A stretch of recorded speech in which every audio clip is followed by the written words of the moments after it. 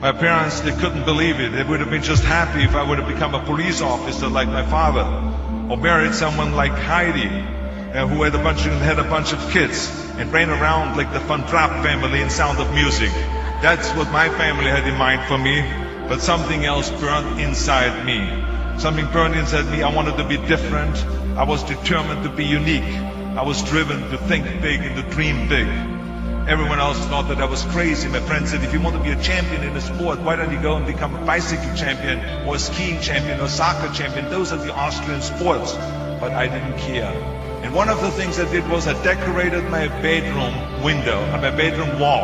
Right next to my bed, there was this big wall that I decorated all with pictures. I hung up pictures of strongmen and bodybuilders and wrestlers and boxers and so on. And I was so excited about this great decoration that I took my mother to the bedroom and I showed her. And she shook her head. She was absolutely in shock. And tears started running down her eyes. And she called the doctor. She called our house doctor.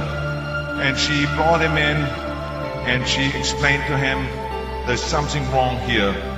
She looked at the wall with the doctor. She says, where did I go wrong? I mean, all of Arnold's friends have pictures on the wall of girls. And Arnold has all these men, but it's not just men, they're half naked.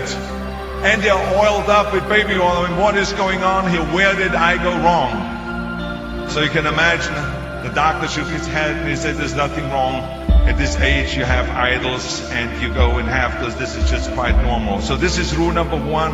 I wanted to become a champion. I was on a mission. So rule number one is, of course, trust yourself no matter what anyone else thinks. And of course, rule number two is break the rules. We have so many rules in life about everything. I say break the rules, not the law, but break the rules. My wife has a t-shirt. My wife has a t-shirt that says, well-behaved women rarely make history.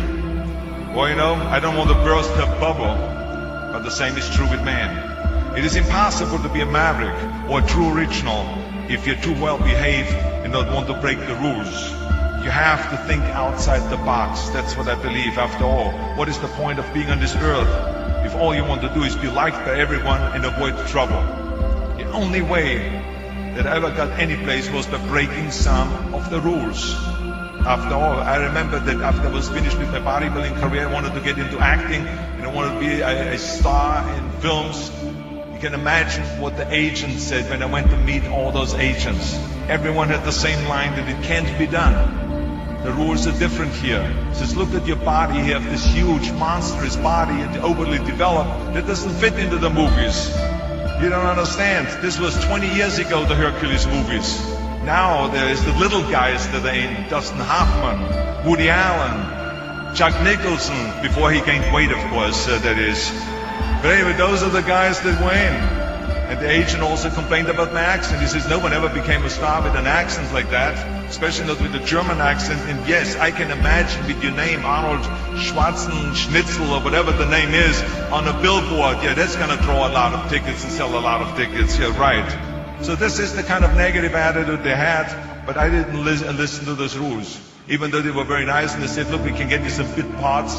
We can get you to be playing a wrestler or a bouncer. Oh, maybe with your German accent we can get you to be a Nazi officer in Hogan's Heroes or something like that. But, I didn't listen to all this. These were their rules, not my rules. I was convinced I could do it, that if I worked as hard as I did in bodybuilding, 5 hours a day, and I started getting to work, I started taking acting classes, took English classes, took speech classes, dialogue classes, accent removal classes I even took.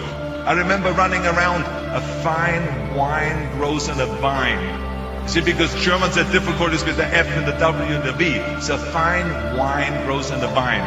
I know what some of you now say is, I hope that Arnold got his money back. But let me tell you something. I had a good time doing those things and it really helped me. And finally I broke through. And I started getting the first parts in TV, Streets of San Francisco. Lucille Ball hired me. I made Pumping Iron, Stay Hungry.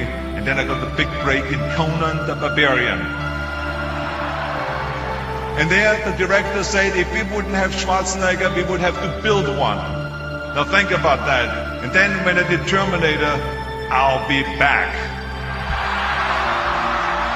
Became one of the most famous lines in movie history, all because of my crazy accent. Now think about it, the things that the agent said will be totally a detriment and will be impossible for me to get a job, all of a sudden became an asset for me. All of those things, my accent, my body and everything. So it just shows you never listen that you can't do something.